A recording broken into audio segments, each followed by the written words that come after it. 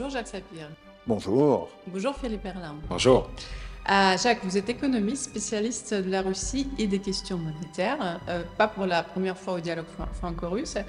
Philippe, vous êtes également économiste et spécialiste des questions monétaires. Vous étiez l'un des premiers à publier un ouvrage concernant le Bitcoin et on va en parler aujourd'hui. Jacques, vous faites le poids sur la situation de l'économie russe depuis 1991, notamment avec le séminaire franco-russe, Tout à fait. à côté de vos collègues de l'Académie des sciences de Russie. Au tout début de l'année, certains experts occidentaux ont parlé du rouble, de l'effondrement du rouble, du marché des carburants, de l'inflation en Russie. Vous, au contraire, par exemple, dans votre dernière analyse, vous parlez de la croissance stable, peut-être faible, mais stable en Russie, à peu près 3,9%. Oui, pour cette année, pour 2024 plus précisément. D'où vient cette différence des analyses, je dirais, et où en sommes-nous avec l'économie russe au début de 2025 ? Il y a plusieurs raisons, très clairement. D'abord, il y a effectivement une question de profondeur de vue et, je dirais, de continuité de travail sur le pays, ce qui fait que des mouvements qui sont des mouvements conjoncturels, le rouble a toujours eu des mouvements conjoncturels, eh bien, quand on n'a pas le recul nécessaire, on dit toujours c'est catastrophique ou au contraire tout va très bien. Bon, on n'est pas capable de voir que les choses évoluent de manière, en fait, relativement stable depuis 2022. Ça, c'est un premier point. Après, il faut avoir effectivement des connaissances. Malheureusement, pour ça, il faut lire le russe, il faut comprendre le russe, il faut travailler avec des collègues russes sur toute une série de marchés, en particulier sur le marché du pétrole, le marché du gaz, où il y a eu des mouvements extrêmement importants, c'est évident, mais où la Russie, finalement, maintient sa place, même si les choses changent. Elle ne vend, disons, elle vend beaucoup moins de gaz par gazoduc, puisqu'en fait, il n'y a que le gazoduc avec la Chine qui fonctionne de manière régulière, et elle vend beaucoup plus de GNL, ce qui n'était pas le cas il y a une dizaine d'années. Gazprom avait, au début des années 2010, tout misé sur le gaz de gazoduc.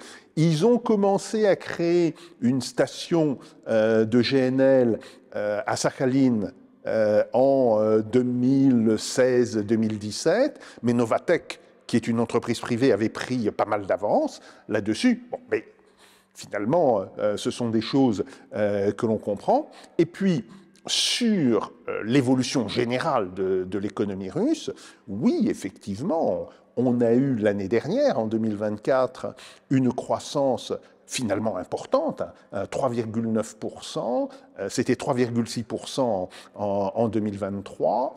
Alors, on n'aura pas la même croissance en 2025, c'est clair, mais les premières estimations sérieuses sur les 2 premiers trimestres de 2025 montrent que les perspectives sont pas si mauvaises que ça et que l'on devrait finalement avoir une croissance autour de 2,5-2,7% dans l'année 2025. Bon, bien sûr, c'est moins que les 3,9, mais ça reste quand même une croissance extrêmement soutenue, surtout si on la compare à la croissance allemande, française, italienne, voire même aux États-Unis, parce qu'ils seront à peu près au même niveau que la croissance américaine.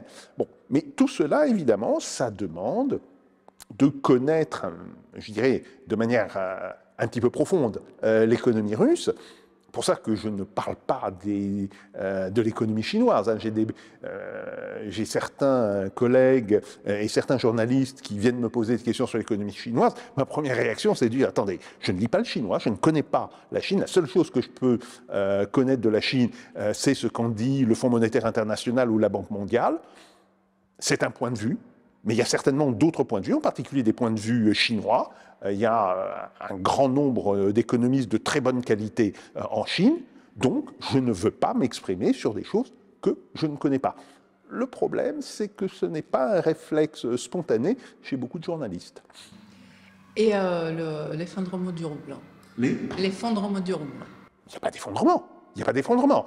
Ce qui s'est passé, c'est que dans l'année 2022, du fait d'abord des mesures qui ont, d'une certaine manière, non pas clôturé complètement, mais qui ont relativement isolé le marché du rouble des effets des sanctions, mais surtout de la hausse des prix des carburants. Parce que, si vous voulez, la hausse du prix du pétrole, la hausse du prix du gaz, ça a un effet direct sur le rouble. Ça a moins d'effet sur l'économie, mais sur le rouble, ça a un effet tout à fait direct, d'ailleurs voulu par le gouvernement russe. Bon. Donc, ça fait monter le rouble de manière considérable. Et le rouble est revenu à un niveau plus normal en 2023. Après, comme l'inflation en Russie a été plus forte que dans les pays occidentaux, et même qu'en Chine, eh bien évidemment, le rouble s'est déprécié. C'est tout à fait normal.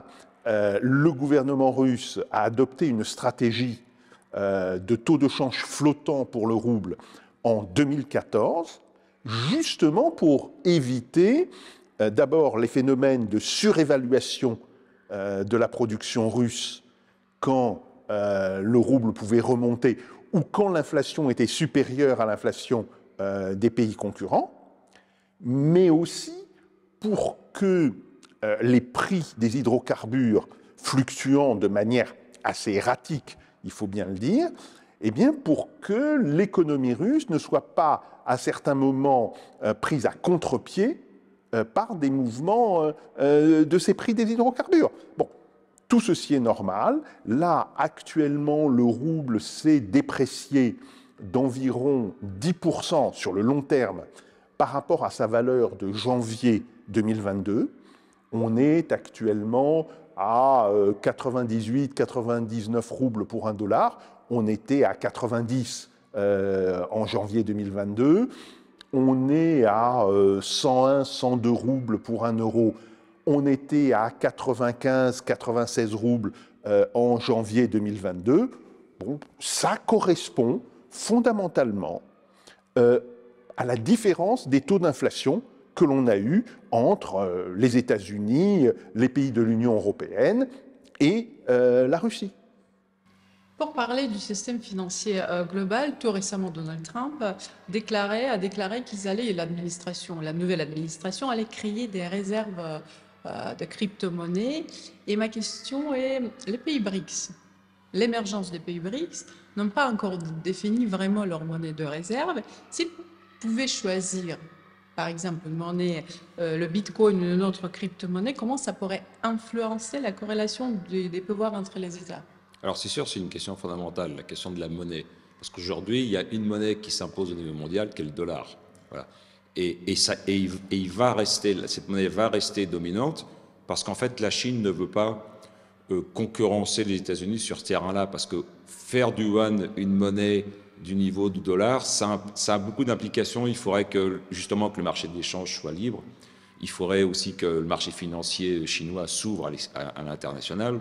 Bon, la Chine qui a une vision qui est quand même plus de contrôle, et son intérêt à elle, c'est quoi? C'est d'avoir un yuan qui soit indexé sur le dollar, légèrement un peu dévalué, parce que son objectif, c'est d'exporter le plus possible aux États-Unis, qui est son principal marché, et en Europe. Voilà. Donc, elle n'a pas envie que le yuan se mette à monter en fonction des mouvements de marché. Voilà. Donc, le dollar va rester dominant. Le problème, c'est que le dollar, ça impose beaucoup de contraintes. Alors, notamment, il y a des contraintes fiscales, parce que dès que vous utilisez le dollar, vous pouvez être touché par la justice américaine, donc ça pose pas mal de problèmes. Et puis ensuite, pour les pays émergents, les pays BRICS, il faut récupérer du dollar, c'est pas toujours évident, voilà, donc ça pose beaucoup de problèmes.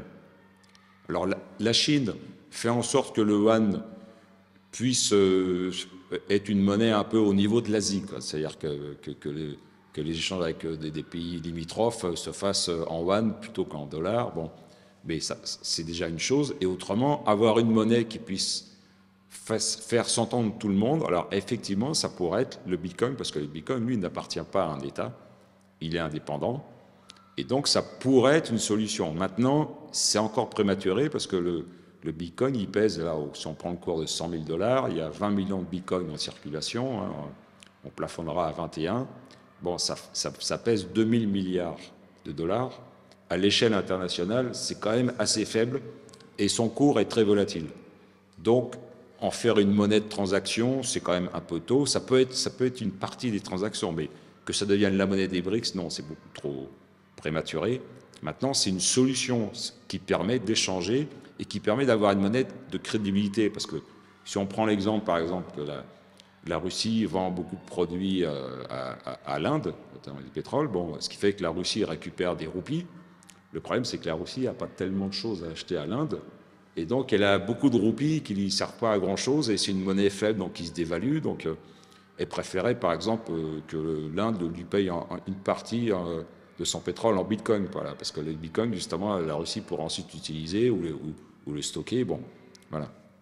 Donc, le bitcoin peut être une solution, mais c'est encore trop tôt pour être une monnaie internationale. Mais elle en prend le chemin, et c'est une solution à prendre en compte, une solution importante. Ce que vous dites est intéressant, d'autant plus que certains experts disent depuis des années d'ailleurs qu'on est, voilà, on est en voie de la dédollarisation et on est loin de là, comme vous dites. Oui, oui, on est loin parce que justement, il n'y a pas de concurrent vraiment en dollars. L'euro aurait pu être un concurrent, il a été conçu comme ça, enfin concurrent, disons au moins une monnaie de réserve et de transaction, mais disons que l'Union européenne est trop subisse par rapport aux États-Unis, et notamment il y a un événement où l'euro aura pu prendre un peu un ascendant, en tout cas s'imposer comme une monnaie sérieuse, c'est au moment des sanctions en 2022 suite à l'invasion de l'Ukraine par la Russie. Bon, les Américains ont dit on gèle les fonds, l'Europe aurait pu dire bah non, mais pourquoi on gèle les fonds, on respecte le droit de propriété.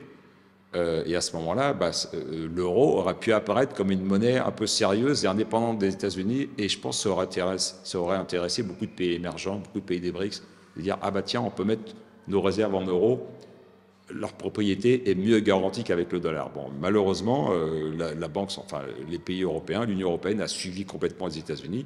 Ils ont aussi bloqué les fonds de la Banque nationale russe, de la Banque centrale russe en euros. Donc ils ont perdu une occasion de concurrencer un peu le dollar, voilà, donc tant pis pour eux, quoi. Donc l'euro ne peut pas vraiment prendre ce rôle-là, donc le dollar va rester hégémonique dans les années qui viennent, ça il n'y a pas de problème là-dessus, quoi. Vous avez dit récemment d'ailleurs que EDF aurait pu gagner quelques milliards d'euros grâce au Bitcoin, qui n'a pas été fait. Est-ce que les Européens sont plus réticents en crypto-monnaie en quelque sorte, les Russes, est-ce qu'ils sont plus à l'aise déjà avec cette notion? Alors, la Russie, il faut le savoir, a commencé à étudier la possibilité d'introduire un rouble numérique dès 2015.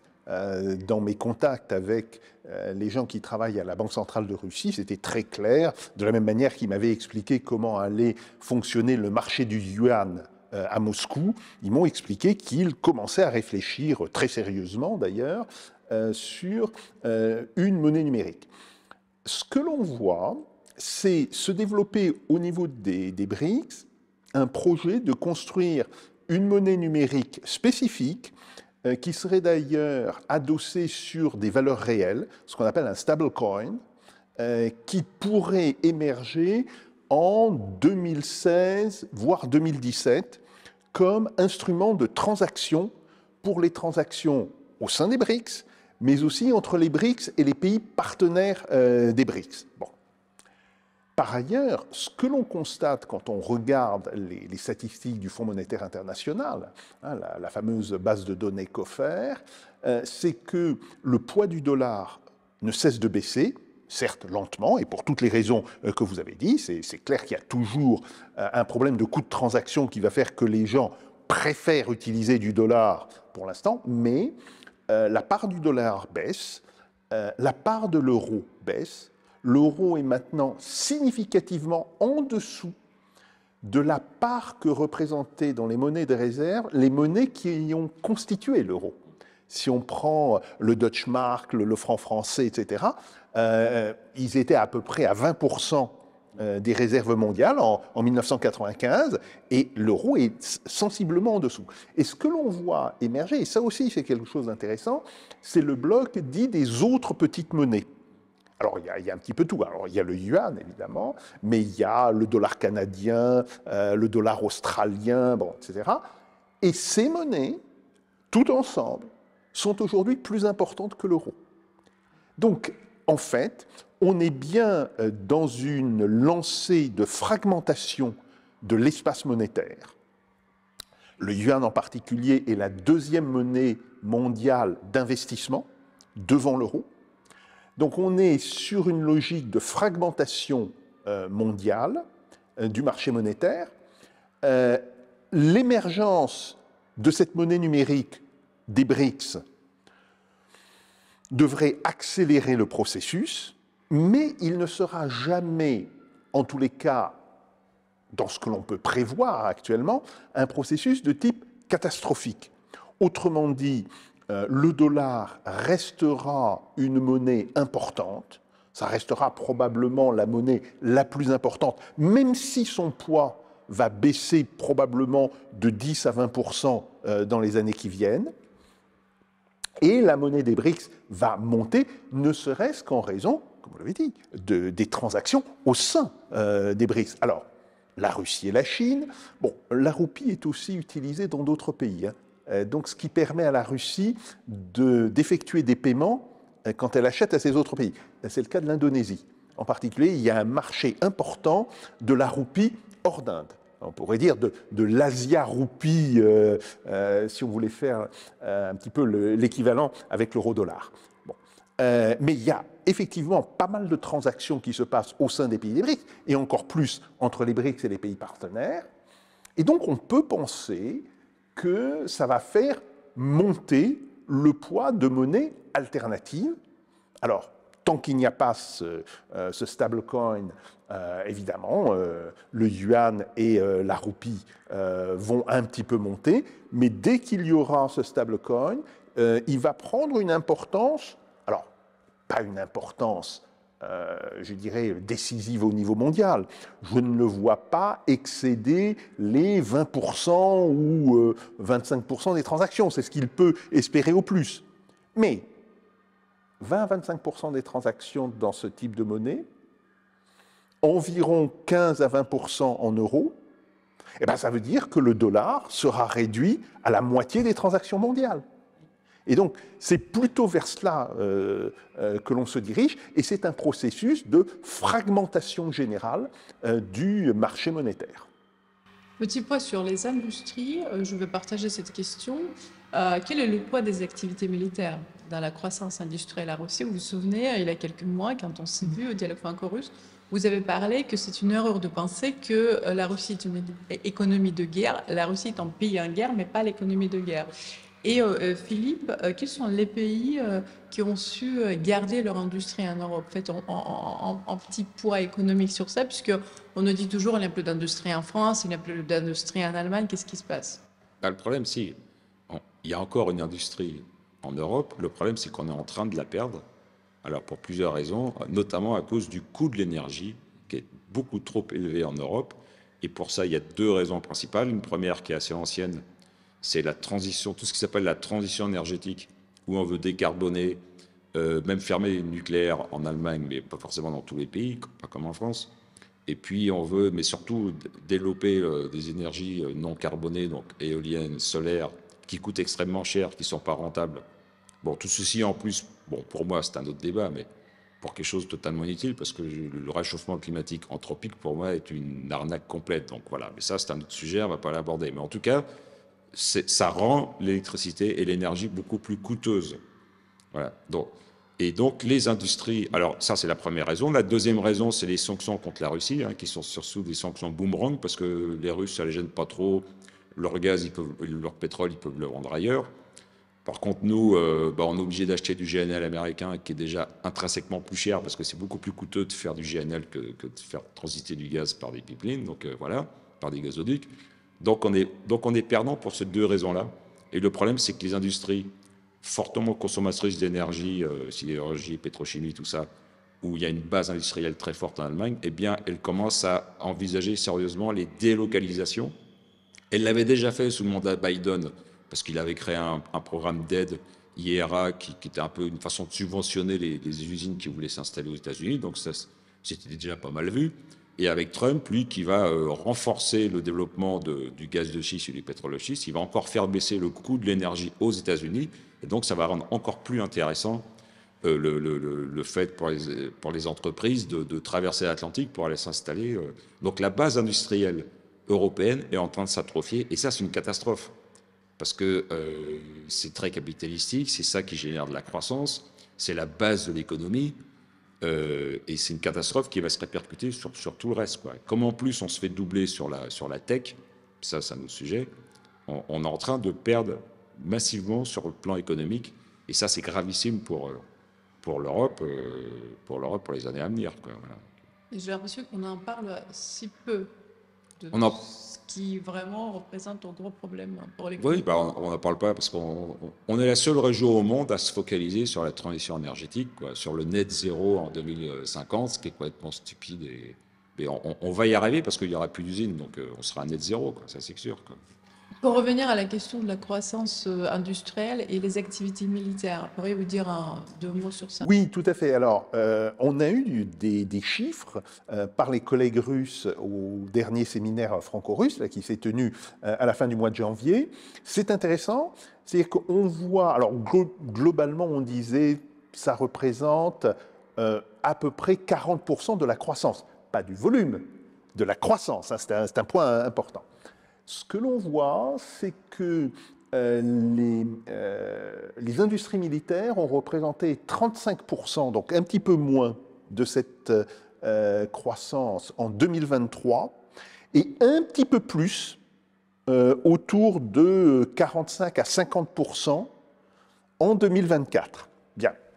Maintenant, et c'est une discussion qu'on a eue au séminaire, il y a un problème, c'est que la seule manière qu'ont les collègues russes, les collègues scientifiques, et je pense globalement tout économiste, de le calculer, c'est de repérer quelles sont les branches de production militaire et de regarder quel est leur poids dans la croissance. Bien. Mais ces branches de production militaire produisent aussi des biens civils. Par exemple, l'usine Uralmash, qui est très connue pour sa production de chars. On sait que les Russes ont installé une ligne qui produit, alors, soit en production neuve, soit en reconditionnement, environ 1200 chars dans l'année. Bien. Mais Uralmash fait aussi du matériel ferroviaire. Or, on voit que le matériel ferroviaire augmente. Donc, dire la croissance d'Uralmash, c'est de la croissance militaire, n'est qu'en partie vrai. Donc tout ceci pour dire que ces calculs sont statistiquement difficiles et que je ne vois pas de raison aujourd'hui de modifier, je dirais, ce chiffre qui est un petit peu un chiffre passe-partout, hein, de 40, peut-être 45, peut-être à certains moments ça a été un petit peu moins, mais c'est globalement ce que représente.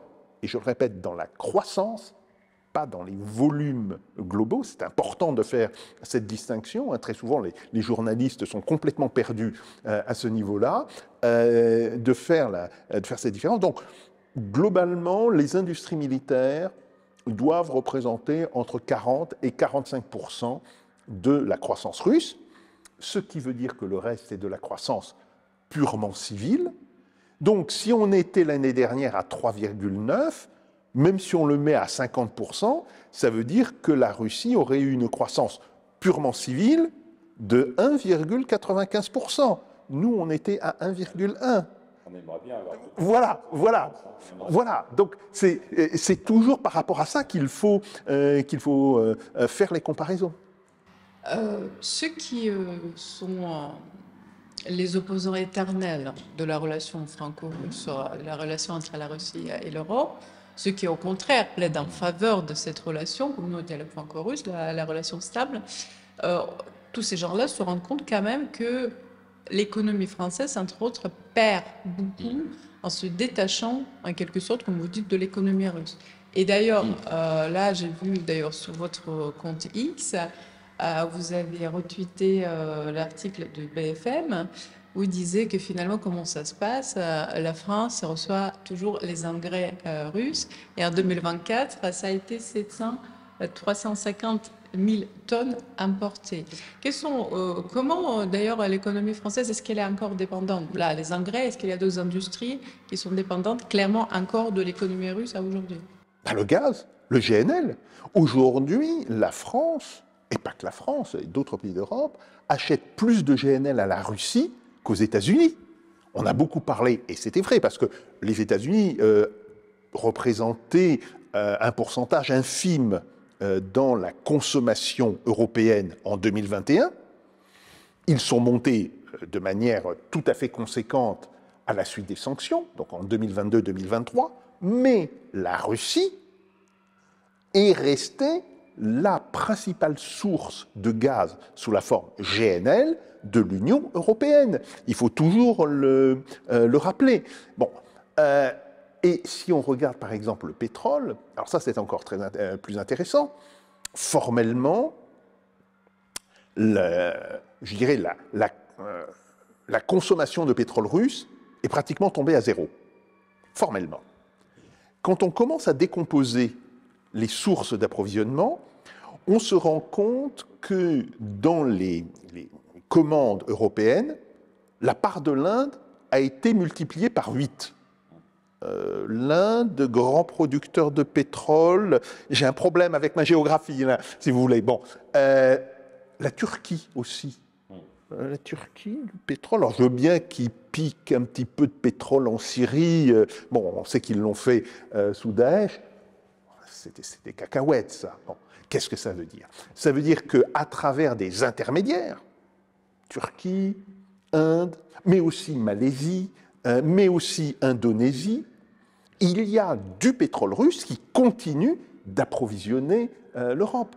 Et d'ailleurs, il faut savoir que le marché du pétrole est un des marchés les plus complexes qu'il soit. Pourquoi? Parce que quand un pétrolier quitte un port après avoir pris du chargement de pétrole russe, la cargaison peut être vendue et revendue plusieurs fois. Or, dans les données de douane, on ne connaît que le précédent acheteur de la cargaison. Donc, si la cargaison a été vendue à un trader indien, qui l'a revendue après à un trader malais, qui l'a après revendue à un trader indonésien, enfin, bon, on ne peut plus arriver à distinguer d'où est venu ce pétrole. Alors, par ailleurs, on classe aussi les pétroles en raison de leur qualité. Par exemple, on sait que le pétrole d'Arabie Saoudite est ce qu'on appelle du brut lourd. Même chose pour le pétrole du Venezuela venant en fait de l'Amazonie. C'est pas la même chose pour le pétrole qui vient de Maracaibo, mais maintenant les gisements sont pratiquement en voie d'extinction, les gisements traditionnels du Venezuela à Maracaibo. Bon, c'est d'ailleurs un pétrole qui a son intérêt parce qu'il est très utilisé par l'industrie chimique. Bien. Par contre, le pétrole qui vient de Russie, c'est ce qu'on appelle du Brent. Alors il y a d'ailleurs une qualification, ça s'appelle le Brent de l'Oural. Bon. Et c'est un pétrole léger. Mais le problème, c'est que la Russie n'est pas le seul à faire ce genre de pétrole. L'Irak en fait. Vous savez que le pétrole irakien peut être utilisé par certains moteurs diesel directement. On n'a pas besoin de le raffiner. Tellement il est léger. Autrement dit, tellement il se rapproche des carburants qui sont utilisés. Donc ça veut dire que même en utilisant la qualité du pétrole, c'est extrêmement difficile de dire d'où vient ce pétrole. La seule chose qu'on peut dire, c'est que, comme par hasard, la part de l'Inde dans les exportations russes a été multipliée par 20, je dis bien par 20, et que l'Inde est aujourd'hui l'un des pays qui exporte du pétrole vers l'Union européenne. Je dis ça, je dis rien. On vit dans le monde globalisé. Pour revenir un petit peu à votre sujet préféré, les bitcoins, en 2 mots, conseiller à nos éditeurs où il faut investir. Pourquoi il faut investir en bitcoin en 2025?